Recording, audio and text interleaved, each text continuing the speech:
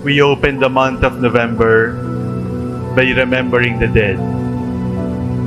Those who can went to the cemeteries, lit candles, offered flowers, offered food in memory of the dead.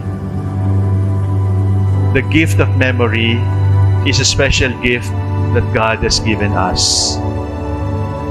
But as we remember and honor and pray for our dead, it is also good to be reminded, malapit na rin akong mamatay. It is good to say that to yourself as you look at the mirror. I am near death. You can look at your birthday from the point of view of 0, and you will say, I am 25, I am 35, I am 45. Wow, I am so blessed. But I hope you also remember that your birthday is also a reminder for you. You are closer and closer to your death. You are closer and closer to the cemetery. And that is the reality.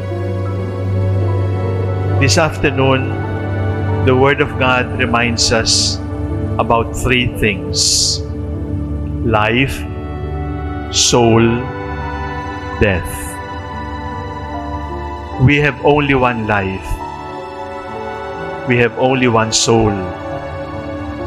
We have only one death, as we have only one birthday. If you have only one life, why are you wasting it? If you have only one soul, why are you risking your soul? And if you have only one death, why are you so afraid of death when death does not end? Death changes our life. Don't tell me that I have 2 lives. Our life here on earth and the life everlasting. No. There is only one life. That is why we Catholics say, life is not ended, life is only changed. So I have a few questions to ask you. What makes your death beautiful? What makes your death ugly? What is an ugly death? First, it is an ugly death if you die doing something wrong. If you are doing something sinful and you die, that is a very ugly death. If death catches you as you're doing something bad, as you're doing something sinful, as you're doing something illegal and immoral, that is an ugly death. Second, you die ugly when you die with enemies. You die with enemies that you have not forgiven, and you die with enemies who have not forgiven you. That would be very ugly. Ang pangit mamatay nang mayroon kang kaaway na hindi mo pinatawad, at kaaway na hindi ka pinatawad. Third ugly death is to die without God. To die angry at God. To die denying God. To die saying, shouting, there is no God and God is dead. That would be an ugly death, because soon after you will see that God is real, and you will see that you were wrong in denying God. So my dear brothers and sisters, are you ready to die? Are you sure you will be alive tomorrow? Are you sure you will still be alive next month? Are you sure you will not be visited by your loved ones in the cemetery next year? You can never be sure. Ang pangit pag namatay kang gumagawa ng masama. Ang pangit. pangit kapag namatay kang may kaaway. At lalong pangit kapag namatay kang walang Diyos. You have only one life. Only one. Why are you wasting it? You cannot be given 1/2 life. You cannot be given 75% life. You have only one life. And now I ask you about your life. What makes you happy? Money?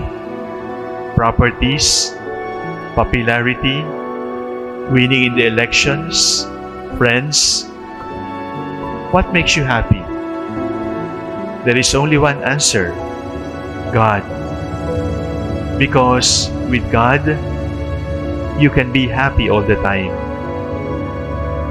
What makes you afraid? You're afraid to be forgotten. You're afraid to be accused. You're afraid to be ignored. You're afraid to be gossiped about. That is not something to fear. You know what you should be afraid of? You should be afraid of sin. And yet you are not afraid of sin.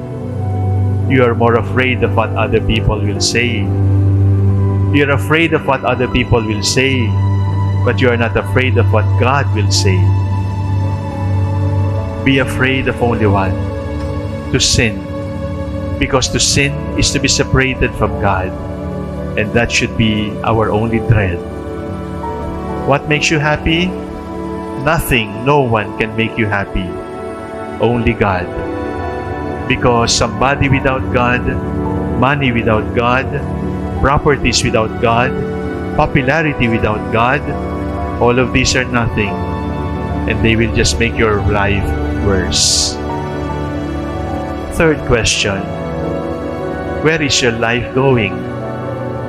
Where are you going? There is only one answer. I am going to heaven. Biyahing langit ang biyahe ko. I am not going anywhere else. If you are really going to heaven and you plan to go to heaven, why is your bus going to hell? If you really want to go to heaven and you want to go to God, why are you riding in a car that is going to sin, that is going to hell, that is going the wrong way, that is taking the wrong direction? You have only one life. Don't waste it. What makes you happy? God. What makes you afraid? Sin. Where is your life leading? It should be only to heaven.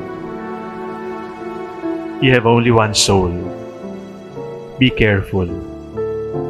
You have only one soul, and the soul does not age. The hair can turn white or be lost. The knees can be weak. The body can get sick. But the soul is forever. And the soul has only one choice. God or the enemy of God. Everything the soul makes should be towards the light, and the light is God. You want to take care of your face?